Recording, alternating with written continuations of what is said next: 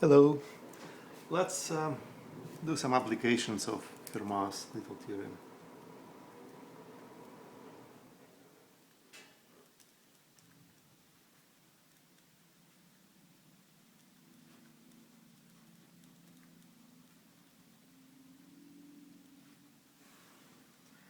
Fermat says something about powers of numbers modulo prime. So let's imagine a large number.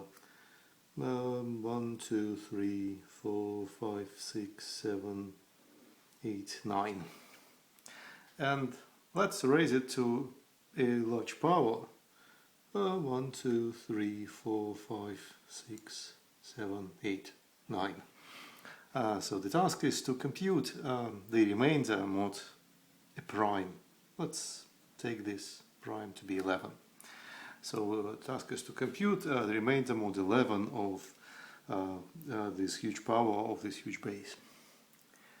The first step would be to simplify the base modulo 11, reduce it down to its remainder. 1, 2, 3, 4, 5, 6, 7, 8, 9 is congruent to, so what it is congruent I will just get by spacing these decimals up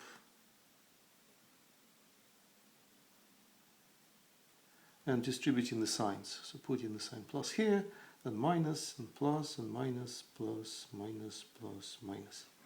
That is of course because 10 is congruent to -1, and these are multiples of powers of 10, of corresponding powers of 10. So that's why we have this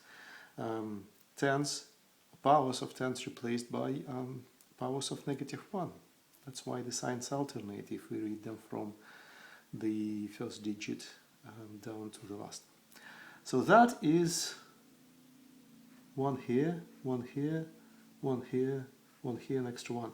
So that is all congruent to 1, 2, 3, 4, 5. 5 mod 11. Now we can simplify our task by replacing this power by the same power but of the smaller base.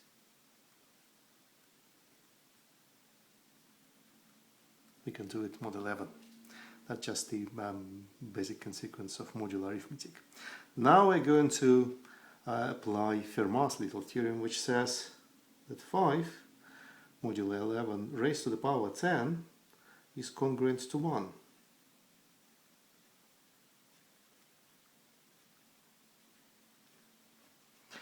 And well, it's rather convenient because we just need to see how many copies of 10 we can squeeze inside our power, take them out and eliminate them. So let me do it precisely.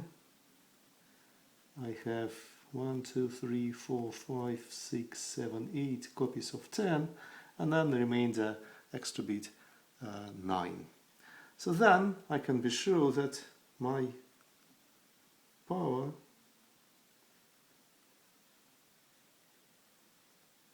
is the same as the 9th power, mod 11. I'll just spell it out once.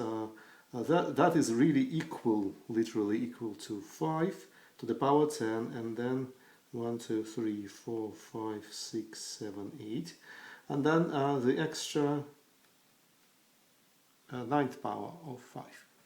And that is, by Fermat's theorem, that is 1, so whatever power we have after is still 1, and hence we have this answer.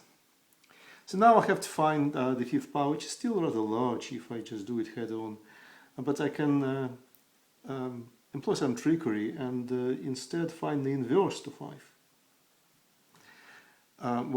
It is the inverse because if I multiply this 9th power of 5 by 5, I'll have the 10th power, which is 1, and so it serves as the inverse, and that must be it. To find the inverse is easier than to find the 9th power, in my opinion. And to find the inverse, I will just do some trickery. I will first remember that 2 copies of 5 is 10, literally, but mod 11 is -1. So I almost inverted, but yeah, I'll just have this negative sign, which I can put on the other side, so you can say that negative 2 times 5 is congruent to 1 mod 11. So I'm closing on the inverse, and the inverse of 5 is as good as negative 2 mod 11, which is literally in the acceptable range of remainders is 9. And here's my answer. This huge power of a huge number is of remainder 9 mod 11. So that was possible because of the Fermat theorem, of course. See you later once more. Bye.